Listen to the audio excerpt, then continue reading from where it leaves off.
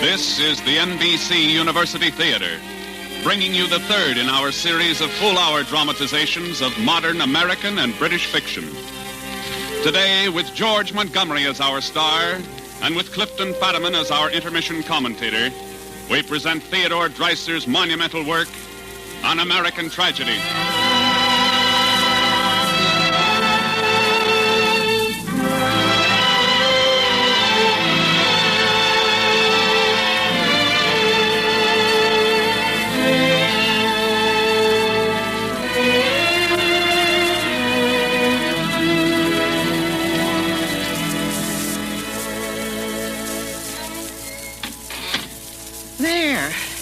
Meeting seemed to go a little better tonight. 6 people even took tracks. Clyde, go help your father with the organ. Oh, Ma, I've got a date. Now, Clyde.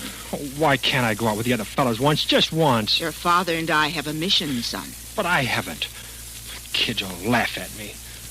Ma, I'm not going out to the street meetings anymore. Everybody looks at me and laughs because I haven't got a jacket without big patches on it. It isn't fair. Clyde, you will help with the family's work. We're spreading the word, the Lord's word. Oh, Ma. Look, Ma, if I get a job, well, you could use the extra money, couldn't you? Well, Then I'd be helping the mission, wouldn't I, Ma? I suppose so. We do need money. We'll see. Now go help your father with the organ. We've got to set out the hymn books for the evening service.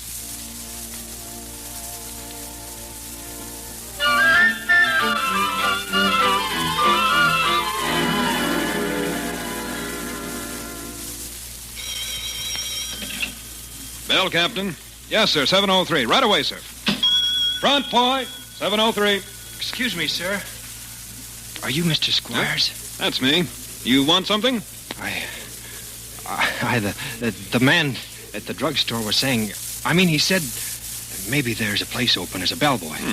What's your name? Griffiths. Clyde Griffiths. You come from KC? What do you folks do? Well, we've sort of traveled around. My father's a sort of preacher. Sort of? He hasn't got any regular church. He just preaches. Well, that'll be something new for a bellhop. Maybe it'd be a good thing. Okay, pick up your uniform at the storeroom.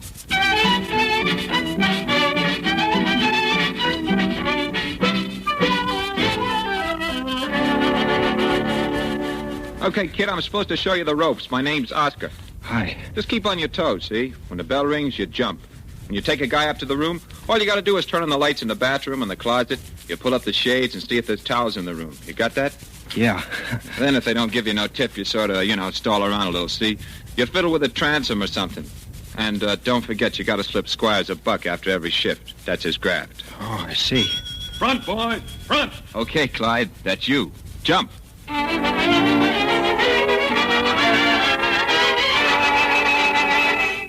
Hey, bellhop, wait a minute. Look, tell me, what do you do for excitement in this town, huh? Excitement? Yeah. Well, I don't know, sir. Well, you find out for me, see? You find out, and there's a buck in it for you. Maybe 2.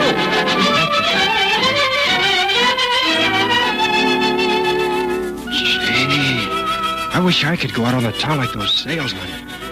Boy. They sure know how to live. One hotel to the next. Another skirt in each town. Yeah, that's the life. Boy. Don't worry, kid. It's payday tomorrow. Payday! And we'll find a couple of chickens of our own.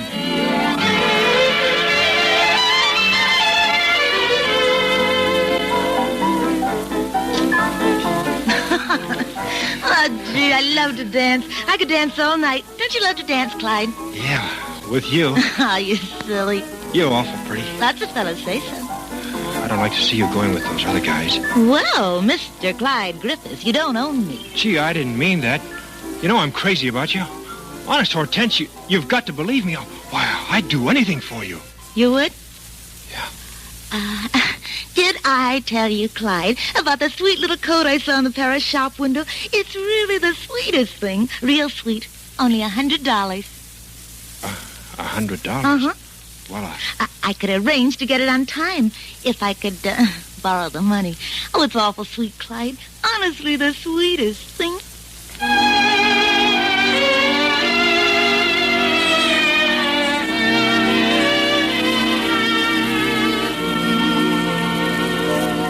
don't like it, Clyde. I don't like it.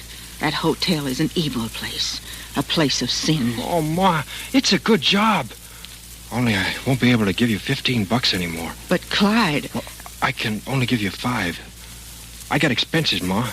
Yeah, that's it. Expenses every week. Anyway, I gotta buy myself some new clothes. New clothes? Well, if you're working, I suppose...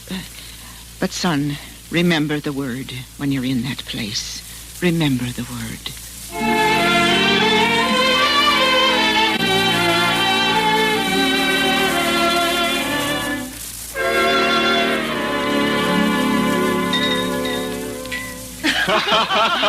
Hey, that's a hot one, Clyde. That's gorgeous. Let me tell you, payday comes for once a month, but when it does, wow. Well, are we going to sit here all night? I thought we was going dancing. We have to catch the streetcar. Yeah, it's getting late, Oscar. Streetcar? Huh, that's for poor people. We're going by Cadillac. You're crazy. Ain't he crazy, Hortense? Sure. You're crazy. Just leave it to little old Oscar. My brother don't work for a rich guy for nothing, so we just borrow his boss's nice big car.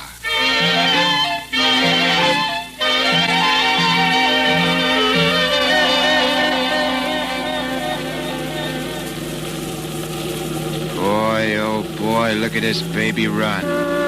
Oscar, be careful. There's ice on the road and you've been drinking. Don't worry, Tina. Hey, Hortense, Clyde, you two doing all right back there? Yeah, sure. Yes, sir. Hey, what time is it, Clyde? About 5:30. 5:30. Hey, we're going to be late for that night shift dance. We better step on it. Boy, you sure can drive. Hey, how about turning off on 17th? Right. Hold on. Here we go. Oscar, the kid! Where'd that kid go? What happened? You hit her. You killed her. Killed the kid. Ran her down. Oscar, what do we do? Hey, we got to get out of here. And there's a cop chasing us. He's on a run board of a car. Oscar, stop! We lost him now. One more turn. Hang on.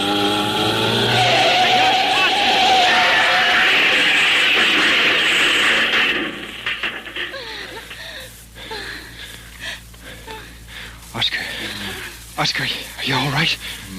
My arm. I'm okay. Oh, my face. My face. Come on. We got to get out of here. Yeah, but the girls. Hortense cut her face and Tina's out cold. You can't help them now, Clyde. Forget about the girls. A fella's got to take care of himself.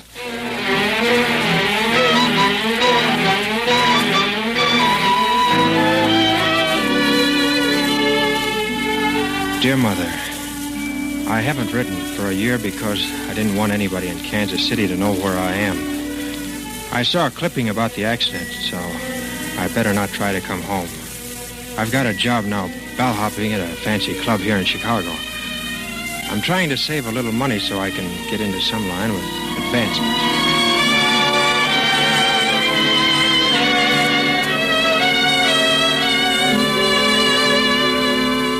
Dear Clyde, we're glad that you're trying to better yourself. Your father was saying that your uncle Samuel Griffiths of Lycurgus is very rich and successful. He has a great collar factory and hires hundreds of people. Why don't you write him and see if he could give you a position so you could learn the business? Remember his name, Samuel Griffiths, Lycurgus, New York.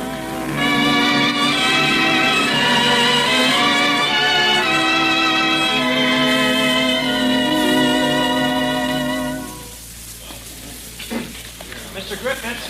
Mr. Samuel Griffiths. Here, boy. Mr. Griffiths. Over here. Mr. Griffiths. Telegram, sir. Oh, there you are. Oh, thank you, sir. Well, was there something else? Are you the Mr. Samuel Griffiths who's in the collar business in Lycurgus, New York? Yes, I am. Well? I believe I'm related to you then. I'm Clyde Griffiths. I believe you're my uncle. Well, so you're Asa's son. Why, I haven't heard from your father in 25 years. Well, Asa's son.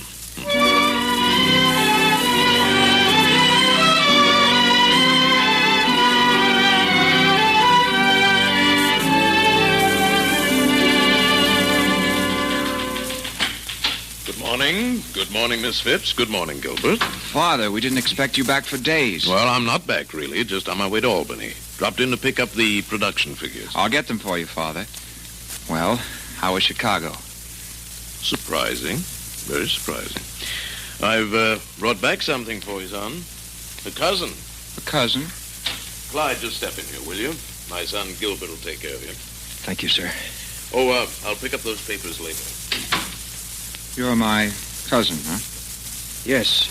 Yes, I am. And you ought to learn the collar business from the bottom? Well, I'd certainly like to start so I might work up. I gather you've no trade or secretarial experience. Why, no, sir. Well, the best thing to do then is to start you in the shrinking room. Come along, I'll show you. It's not very pleasant, but I don't suppose it can hurt you. Well, come on.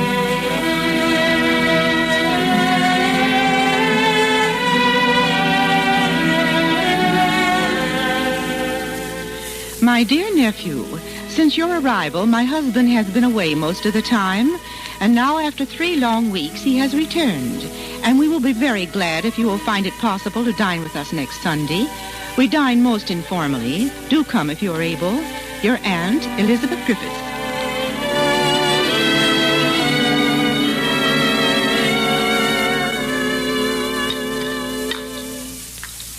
More coffee, Clyde? Gilbert? No, thank you, ma'am. I've had plenty, Mother.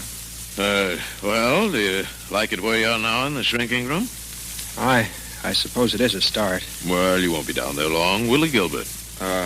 No, of course not. Matter of fact, I think we'll have him upstairs starting next month. Take care of it, will you, Gilbert? Father, don't you think perhaps we ought to... And that's enough of business, Samuel. Here come the girls. Mother, I'm sorry we missed dinner, Oh, but... that's all right, dear. I'd like for you to meet your new cousin, Clyde. My daughter, Myra. I'm pleased to meet you. This is my friend, Miss Sandra Finchley. How do you do, Mr. Griffiths? Why, Gilly does look a lot like you. He even blushes like you.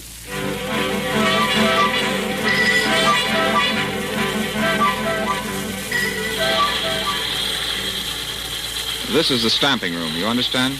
Yes, sir. You'll be in charge of 25 girls here. You're to behave as a gentleman. There is a strict company rule about it. Yes, I understand it. Do you? These women have to be treated as employees on the job and off, so watch your step. You're only a foreman here, but understand your name is Griffiths. And we won't stand for anything that would run down the Griffiths name. You start immediately.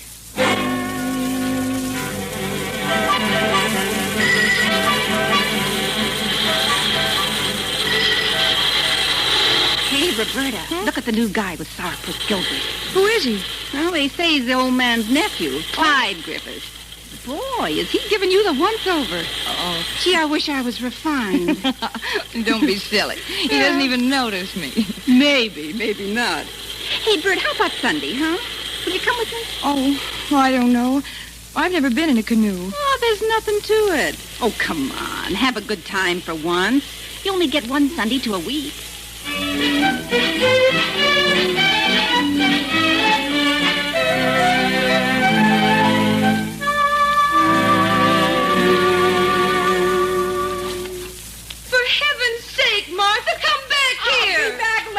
If you don't like my paddling, it's just too bad. Oh, come back here. You can't leave me, Martha. Martha!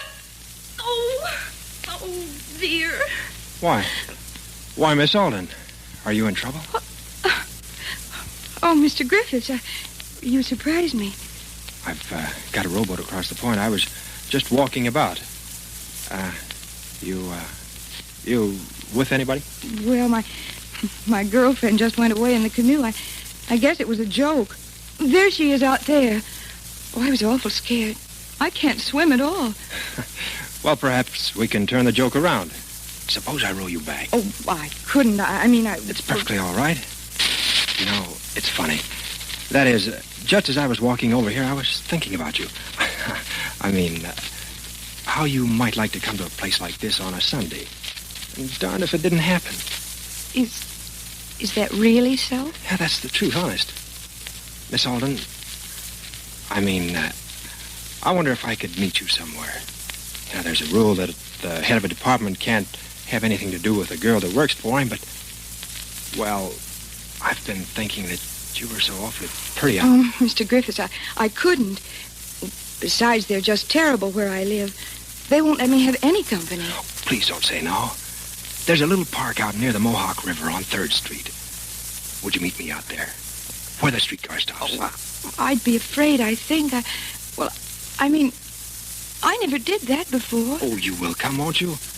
8:30. The last streetcar doesn't leave till 10. Please come, won't you?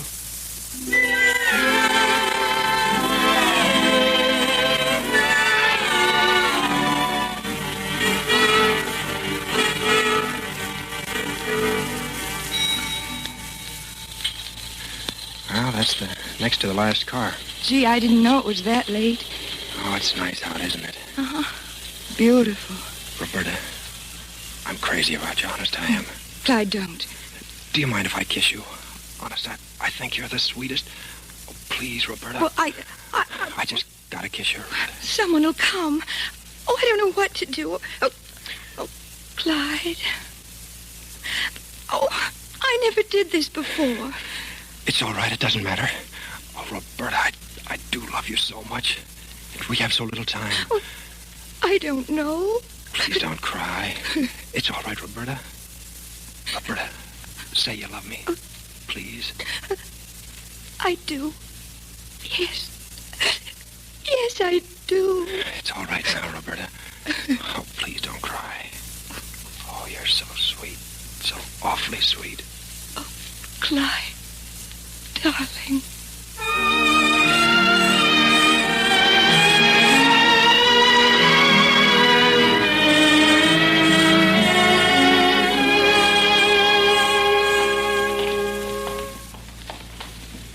It's getting cold, isn't it? Yes, winter's almost here. Oh, it doesn't seem right. I mean, well, these months have been so nice. Yeah, all the places we used to go to are closed up now. We've got to figure out something. You can't be seen with me. That old factory. Well, we can't just walk around freezing on the street every night. Bert, couldn't I visit you at your house? Nobody needs to know. Oh, but they're so strict there. You can't, Clyde. Well, it just can't go on like this. Anyway, there's no one at home now. They wouldn't have to know. But that would be terrible. It wouldn't be right.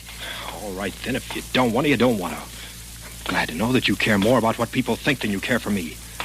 And if you don't love me any more than that, well, we might as well call the whole thing off right here and now. But, Clyde, you can't mean that. No, why not?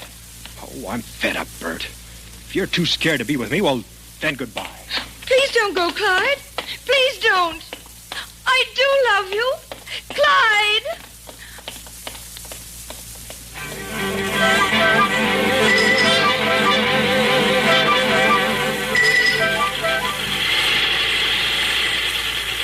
There's been a mistake in the stitching room, Mr. Griffiths. These collars are wrong. A mistake, Miss Alden? Clyde, you've got to believe me. I do love you. Truly, I do. Ah, very bad mistake, Miss Alden. I cried all night, and you haven't looked at me for 2 days. Oh, Clyde, don't leave me alone. I'll meet you tonight if you like. Where? On the street corner again, I suppose? Oh, no. No, anywhere you like. Well, maybe I might. The others are watching. Be careful. Oh, Clyde. 8 o'clock, then. And after we'll see. Oh, Clyde, I'm so happy. I'll do anything. But don't ever leave me again.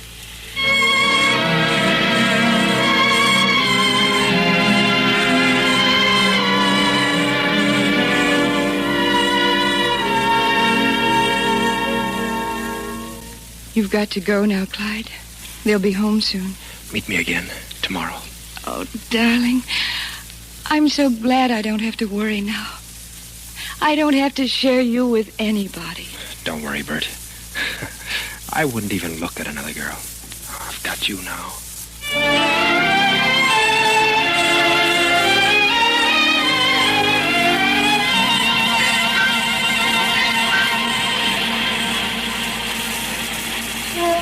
Hello there. What's the idea? Are you snubbing me? Oh, hello. Hello, Miss Finchley. Oh, it's you. I'm awfully sorry, Mr. Griffiths. I thought it was your cousin Gilbert. I suppose we do look alike. I didn't mean to intrude. Oh, don't go away. Can I drive you anywhere? I'd rather give you a lift than Gil anyway. He quarrels. Well, I was going downtown. Well, then hop in. Thank you. We don't see you often at all. The crowd must see more of you, Clyde. I'll have to scold Myra. Yeah. Well, I'd enjoy it very much. Well, then it's a promise. You won't let your factory duties get in the way? No, will you?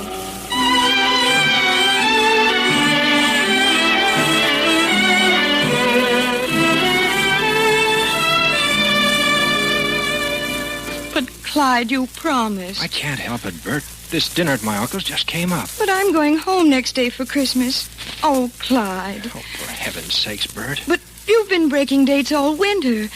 Oh, well, I don't really mind, only I wanted to give you your present then. Well, I've got yours here. A comb and brush set. Why, it's lovely, Clyde. Lovely. I got a pen and pencil set for you. You sure you can't see me Friday? Look, I told you. I've got to go to that dinner at my uncle's. Oh, now, don't feel bad, Bert. I love you.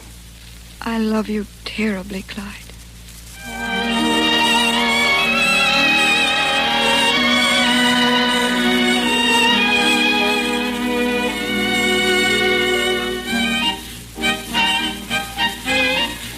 I'm glad you could come tonight, Clyde. Oh, I wouldn't have missed it for anything. Hey, you're awfully pretty, Sandra. You think so? I just gotta tell you, I'm crazy about you, Sandra. Shh, we better keep it a secret, don't you think? Yeah, I was all jealous when I saw you dancing with the others. You're cute, Clyde, real cute. Let's go outside. We can see if it's snowing. Outside? Yes. Yes, I guess we can see if it's snowing.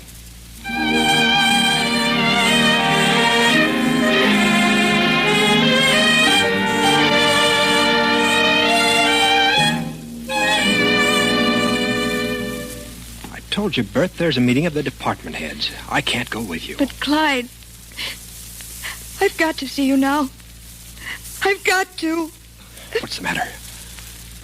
Why are you so frightened? Clyde, it's so terrible for me if it's so. If what's so? What is it, Bert? What's happened? You're all trembling. You said if anything went wrong, you'd help me. What's wrong? Bert. Oh, Clyde, I'm scared. What? No, not now. Can you be sure? Oh, you'll be all right, won't you? No, I'm sure. Oh, Clyde, what can I do? It's so awful. It's wrong. Well, I don't know. You've got to go see a doctor, I guess. Oh, Bert, of all the times. It's all right, Bert. I'll figure something. Look, you'll go to the doctor alone, see? I mean, there's no sense in his knowing about us. You'll go alone. Do I have to? Yes, it's the only way. Tell him the man ran away or something. Then maybe he can help you. Understand? You've got to go alone.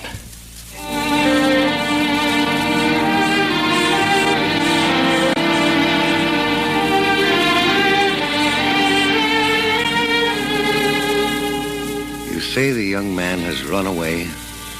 Yes. He ran off when I told him, Doctor. You don't know where he is? No. I just don't know what to do. My mother, my father, I just don't know what to do. Well, young lady, I earnestly advise you to do nothing further wrong. A physician may not interfere in a case of this kind unless he's willing to spend 10 years in a prison. You'd better go home and see your parents and confess. There's nothing I can do. Nothing. I'm sorry.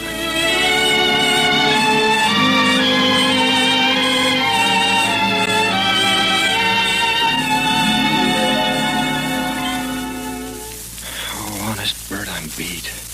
I don't know what to do. Well, I've been thinking, Clyde. I don't see any way out of it unless you marry me. Well, Gee, Bert, that's all right for you. It fixes everything, but how about me? I haven't got any money. All I've got is my job. If it comes out that I was going with a girl from the factory, they'd fire me. But the longer we wait, the worse it is for me. You can't leave me to make out all by myself. You can't. I won't let you. I don't ask you to marry me forever.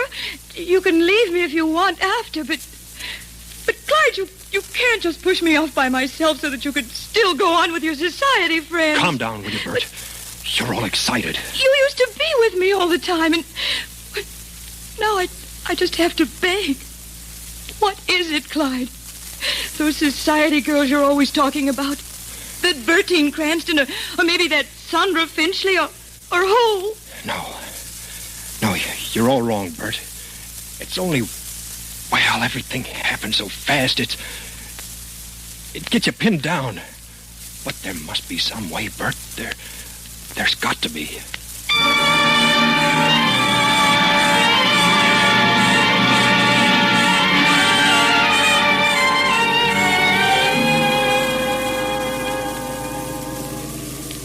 What's the matter, Clyde? You're all clouded over.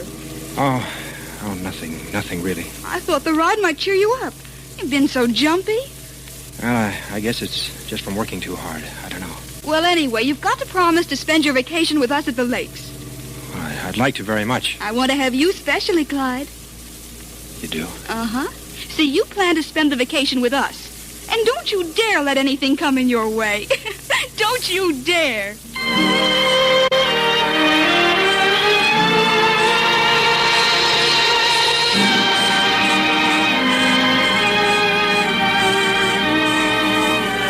I've got to quit work at the factory, Clyde.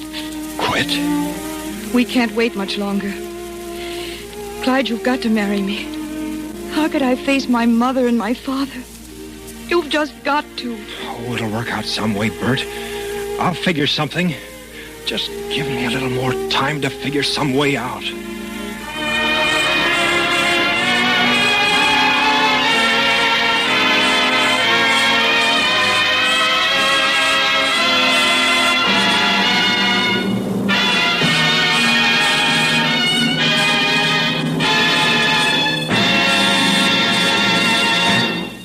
From Hollywood, the NBC University Theater is bringing you George Montgomery as Clyde Griffiths in Theodore Dreiser's An American Tragedy, the third in our series of full-hour dramatizations of outstanding works in modern American and British fiction. And here to discuss today's novel is our intermission commentator, the distinguished author, lecturer, and critic, Mr. Clifton Fadiman, speaking to you from New York. When the author of An American Tragedy died, the critic Howard Mumford Jones wrote, "The death of Theodore Dreiser removes from the American scene something primary, brooding, and enormous. It's as if a headland had crumbled and slid into the sea." That's true, and the words primary, brooding, and enormous are well chosen. Dreiser is a primary figure in the American novel because he stands at the head of something. American naturalistic fiction flows in part from Dreiser. Brooding? Yes, he was that too. Obsessed all his life with the tragic lot of man, convinced that against the immensity of the universe, we poor humans are less than grains of sand, yet creating out of our very littleness something large and monolithic. Enormous. That he was, too, dealing only in large subjects, such as the theme of An American Tragedy. Dreiser had no charm of style. He had sad defects of intellect. But he had something more elegant writers often lack. He had bulk.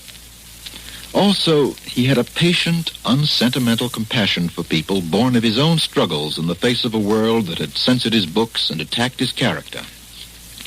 Dreiser's deficiencies, like a warrior's wounds, are eloquent of struggle.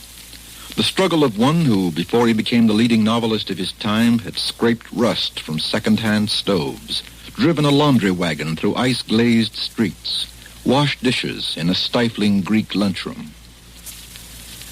Out of his brooding came An American Tragedy.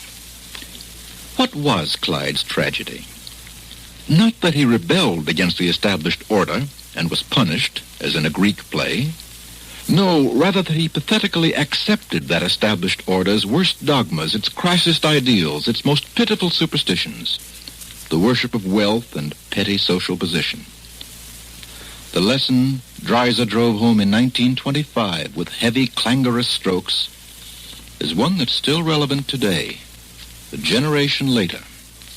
Yes, we're a whole generation away from an American tragedy, and at this late date it's easy enough to list Dreiser's deficiencies, but it's more difficult to recollect that but for him we might not possess the insight enabling us to list them at all. If Dreiser had not battered away clumsily, humorlessly at Puritanism, would our battle against it have been even half won?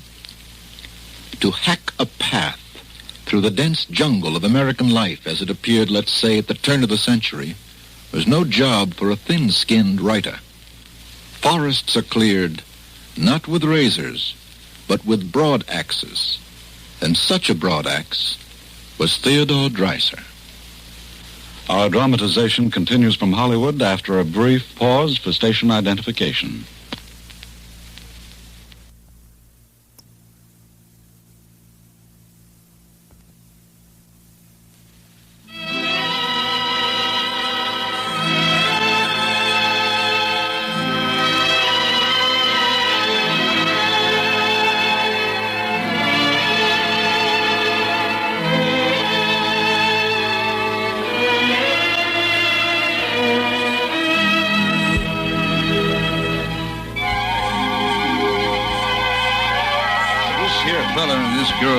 Canoe, see? He must have tipped over, folks figure.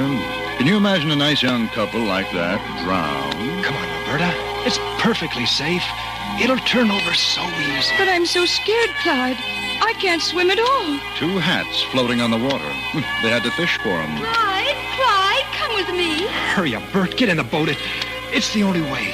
Sandra's calling me now. But, Clyde, you said that you'd marry me. I know, but this way no one will ever know. Nobody knows who she is. The girl was drowned. Oh, Clyde, I'm so scared. Never did find the fella. Come on, Clyde, come with me.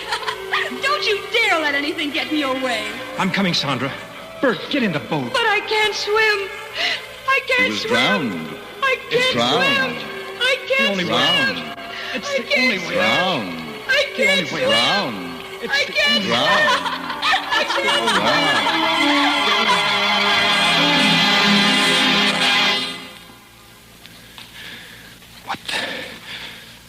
What a dream. Oh, how could anybody even dream that? Why, she wouldn't even go down. She could hang onto the boat.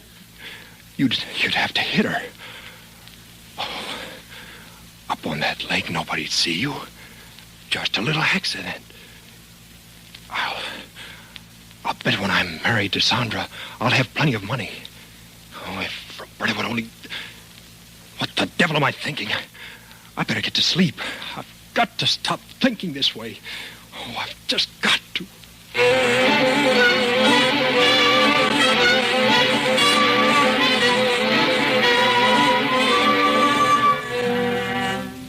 Dear Clyde, I can't stay here any longer. I'm so afraid you won't come, and I'm so frightened, dear. I just can't wait any longer. I'm coming back to Lycurgus, Clyde, and you've got to do something, or I'll just have to come out in the open and tell everybody. Oh, Clyde, you were so nice, and I'm so miserable now.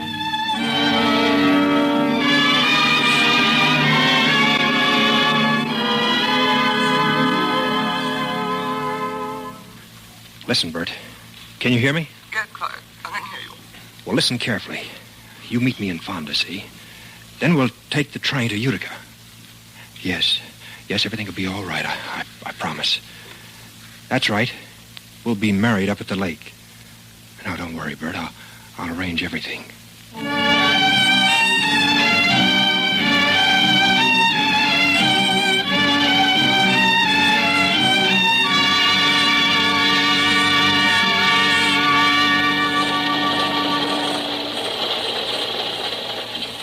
There she is, down at the end seat.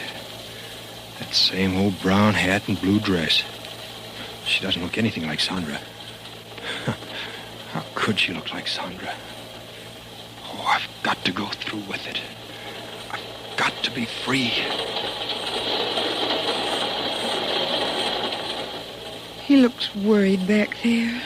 Oh, but it isn't my fault. It isn't anything I could help.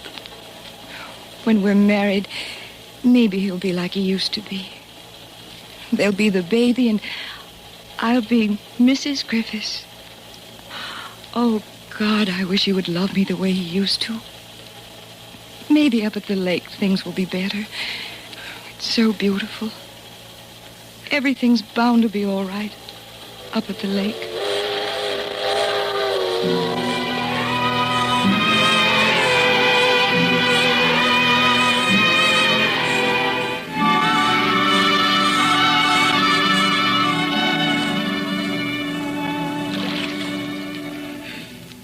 Oh, isn't it peaceful here, Clyde? You didn't see anybody you knew in the inn, did you? Why, no. Clyde, we will be married today, won't we? I said so, didn't I? It'll be so nice, dear. No more worries. No more worries. Oh, the sun shines bright on my old Kentucky home. La-da-da. Oh, Clyde, look down into the water. The sun can't even shine through. It looks so cold. So awfully cold. For heaven's sakes, Roberta. Hey, what the devil? That bird. We must have startled it. Oh, it feels so nice in the sun. And everything's over. All over. Oh, Clyde. Roberta, don't. Oh, God, help me. I can't do it. Clyde, what is it? What's the matter? You look so strange.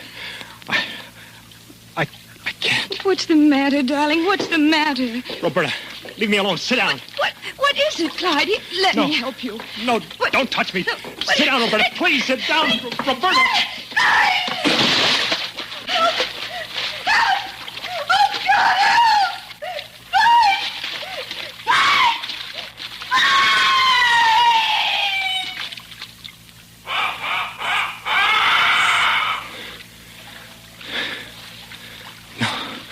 No, I didn't mean to.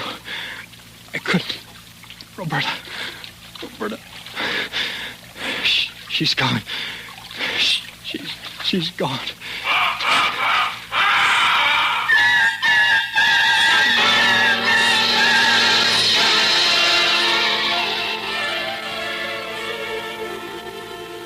Yeah, look at her, Orville. Pretty little thing. Yeah, about the same age as my own. Yeah, not much doubt it's a murder. Poor little girl like that. All cut across the face. Well, could have hit herself on the edge of the boat. Yeah, maybe. And why didn't the fella hang on to her? Maybe he drowned, too. We just haven't found his body yet. No, and I don't think we're going to find one. Captain Silver of the lake steamer says he had a young fella come aboard at 3 Mile Bend carrying a suitcase. And he answered the description perfectly. A fella who'd kill a pretty little girl like that, well, he's bound to lead us right to him.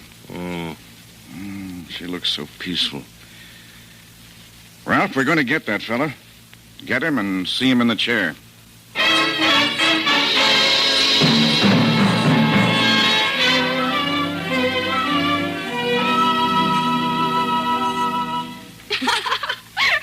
Clyde, what's the idea of not coming up here till now? I'm very angry. Sandra's been furious all weekend. She wouldn't even go to the club dance last night.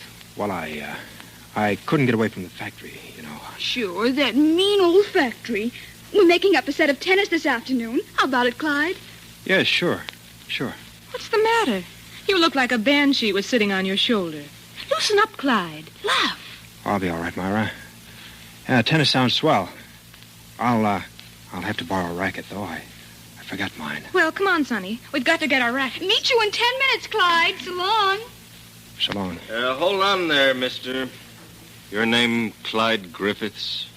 Yeah, that's right. Yeah. Well, my name is Hine, sheriff of Cataraqui County. You're under arrest. I suppose you know what for. Why, no, I don't. Want to question him over? Yes. I'm Orville Mason, district attorney. If you're smart, Griffiths, you'll confess right now. You'll get off lighter in the end. Well, I don't know what you're talking about. I didn't do anything. All right, Ralph. Just put the handcuffs on him. You poor fool. You left a trail behind you wide enough for a blind man to follow. You poor young fool.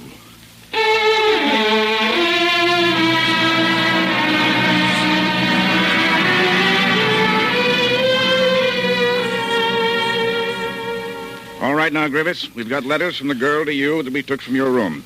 You still deny you knew her? I won't say. She had a comb and brush set in her bag with your name on the card.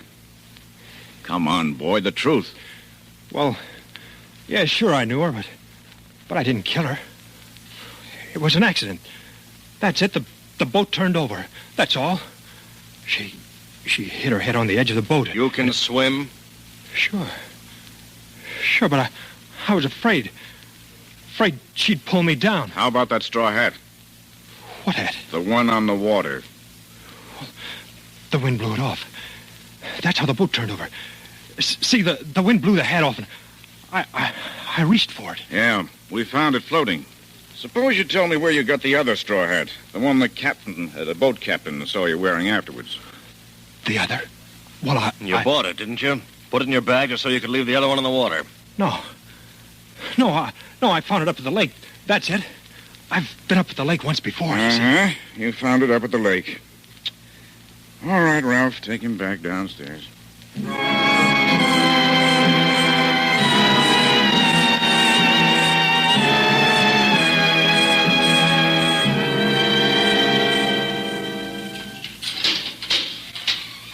All right, Clyde.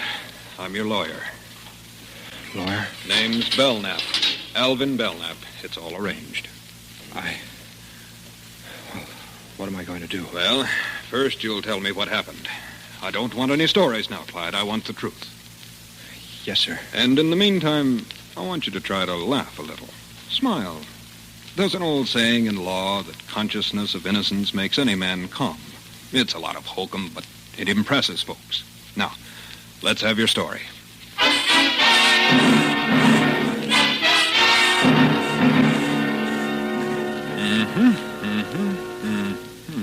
Now, let's get this straight.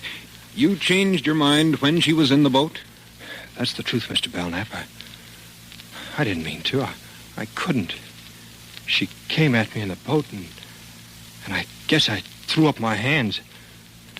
That's all I swear. Well, they can't hang a man for bad intentions. But we'll have to figure out some line of defense. You say this Sandra Finchley encouraged you. Could we say she sought out, bewitched you? Oh, no, sir. She wouldn't do that. But we love each other, I'm sure. And when Roberta said I had to marry her, I was afraid to tell her about Sandra. You've been afraid of a lot of things, haven't you, son? I don't know what you mean. You mean you don't believe what I said? No, Clyde. I believe you understand. But there are a lot of things in your story that ordinary folks will have a hard time swallowing. But it's the truth, honest. I know, but there's different kinds of truth. The best thing we can do now is figure out a kind of truth that the jurors can believe.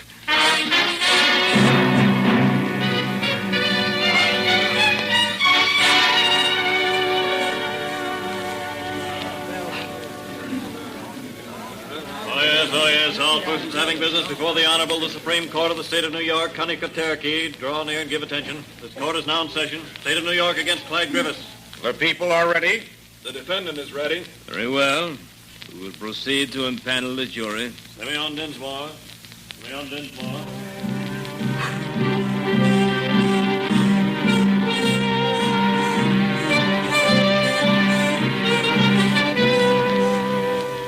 We are ready, Mr. Mason.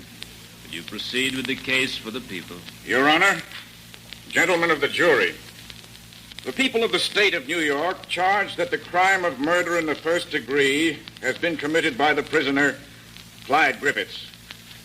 we shall prove the willful slaying of Roberta Alden. And we shall ask the extreme penalty for this vile act. Now, if it please the court, I shall call the first witness for the prosecution.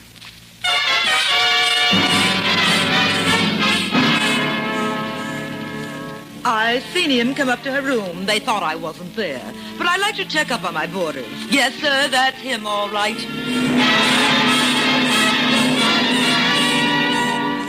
He told me several different stories, but naturally I refused to perform any illegal operations. She gave her name as Howard, but I recognized her as Roberta Alden from the pictures.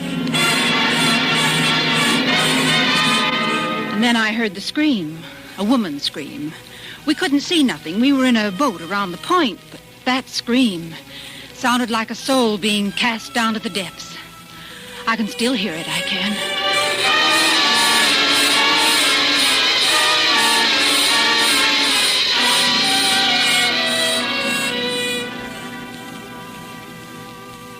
And there you are, ladies and gentlemen. We have drawn you a picture of a scheming, cold-blooded murderer. Roberta Alden wrote to this cold, scheming betrayer. And, ladies and gentlemen, I shall now read to you from those letters found in Griffiths' own room under lock and key. Listen to the words of the murdered girl. Clyde, if I would only die, that would solve all this. But if you mean what you have said, if we will get married up at the lake, you don't know what it will mean to me. Goodbye, Clyde, until I meet you as you telephoned. And forgive me all the trouble I have caused you. Your sorrowful Roberta.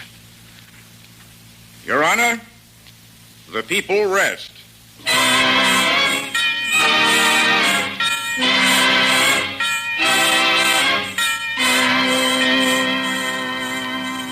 Gentlemen of the jury, Mr. Mason has told you Clyde Griffiths was a grown, brutal, ruthless killer. And yet there he sits, 2 years younger than the girl he is accused of murdering. Gentlemen, the district attorney has woven a web of thin and spidery evidence, but there is an eyewitness to the death of Roberta Alden. The only eyewitness. And I call Clyde Griffiths to the stand.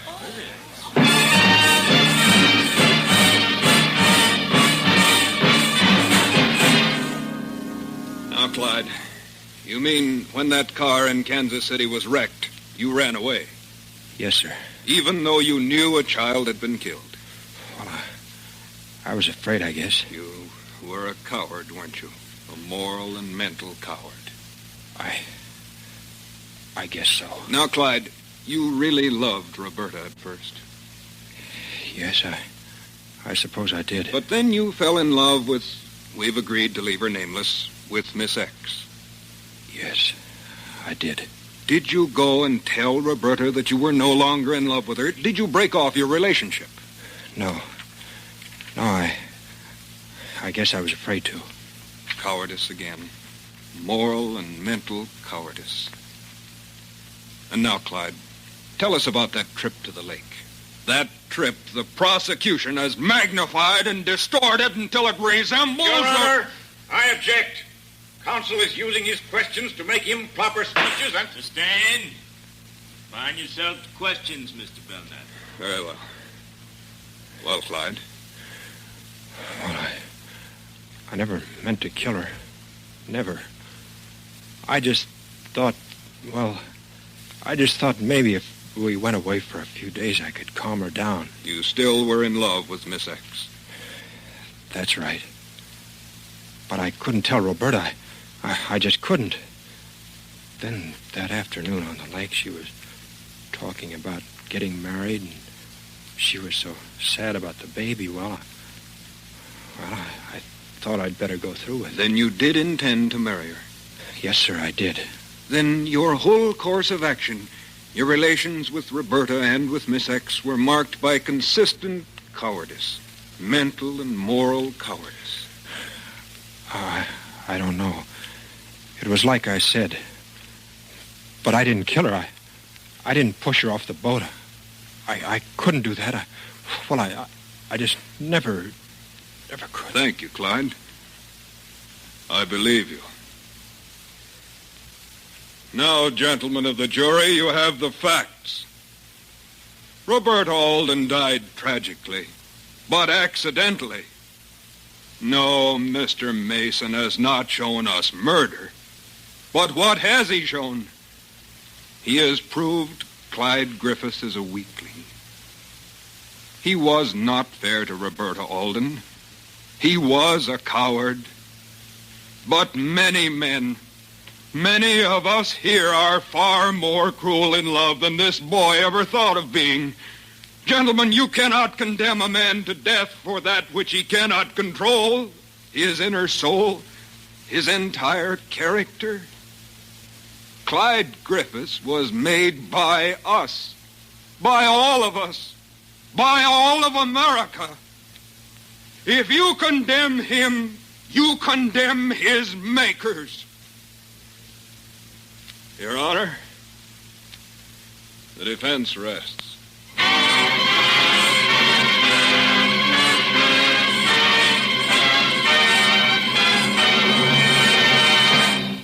Gentlemen of the jury, have you reached a verdict? We have. We find the defendant guilty of murder in the first degree. Mr. Belknap, they can't. They can't. It's all right, Clyde. We'll appeal it. The whole trial was shot through with prejudice. We're sure to get a reversal. Quiet. Quiet in the court. Remove the prisoner. I will pronounce sentence Friday morning. Remove the prisoner, please.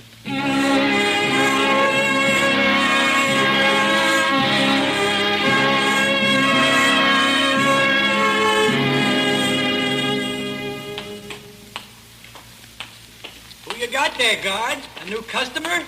Welcome to Murderers Row, kid. In here, Griffiths. Yes, sir.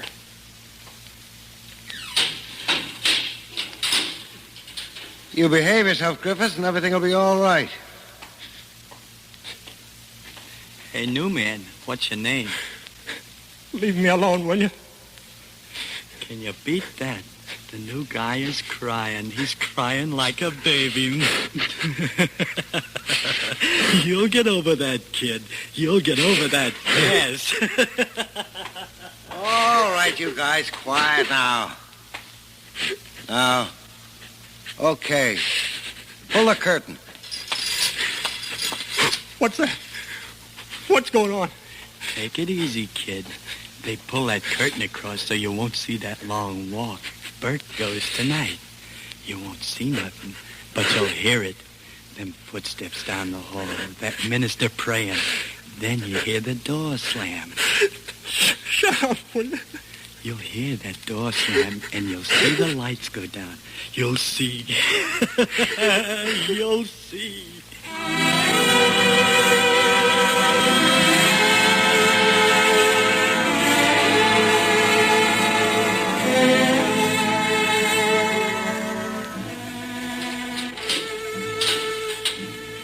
Hello, Clyde.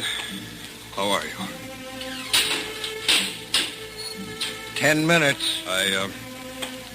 I've got bad news for you, Clyde. The appeal. Denied. They can't. They can't. There's nothing to say, boy. Hey, who wants to play some checkers? Oh, shut up, will you? Mr. Belknap, they can't kill me like that. They can't.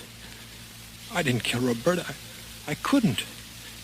I meant to when I took her out in that boat. I had to get her away somehow. I was going to marry Sandra, but I didn't kill her. Mr. Belknap. Mr. Belknap. I tried to, but I couldn't. I'm not guilty. They can't kill me. They can't. The governor wouldn't commute the sentence. Your mother sent him a telegram. My mother. I'm innocent, Mr. Belknap.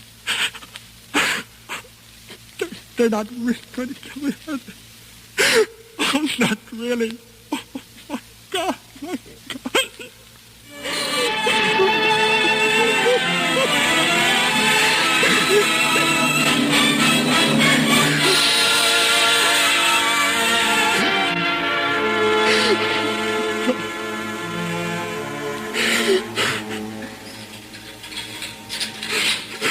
All right, Griffiths. No. Come on now. Let not your heart be troubled. Ye believe in God, believe also in me. Humble Come on, yourselves Griffiths. under the mighty hand of God. Have mercy on me, O God, according to the loving kindness, according unto the multitude of thy tender mercies, blot out my transgression. Wash me thoroughly from my iniquity, and cleanse me from my sin. Restore unto me the joy of thy salvation, and uphold me with thy free spirit. Cast me not away from thy presence, and take not thy Holy Spirit away from me. Deliver me from blood guiltiness, O God, thou God of my salvation.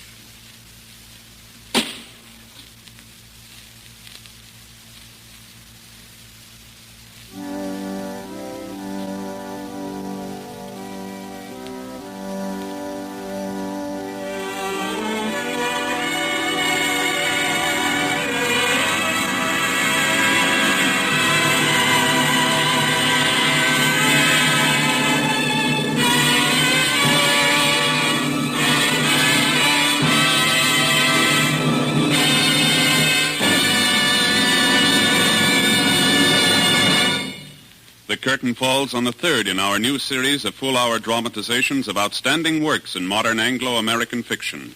Today, the NBC University Theater has brought you Theodore Dreiser's An American Tragedy, adapted for radio by Ernest Kenoy and starring George Montgomery in the role of Clyde Griffiths. George Montgomery can currently be seen in the Ben Boges production, Girl from Manhattan.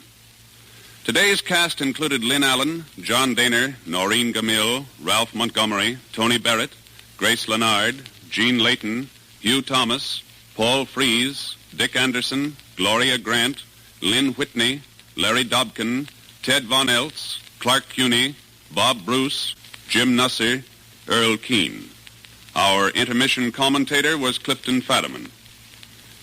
Productions of the NBC University Theater are currently being used in conjunction with a course in Anglo-American fiction at the University of Louisville under a National College by Radio plan, which permits our listeners to earn credit toward a college degree by means of radio and supplementary stage of this plan. Write to the University of Louisville, Louisville, Kentucky.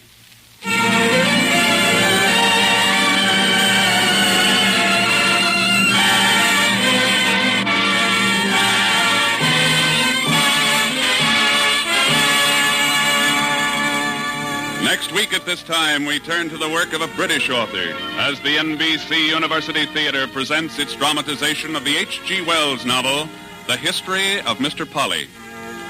Your director was Andrew C. Love. Original music for An American Tragedy was composed and conducted by Henry Russell.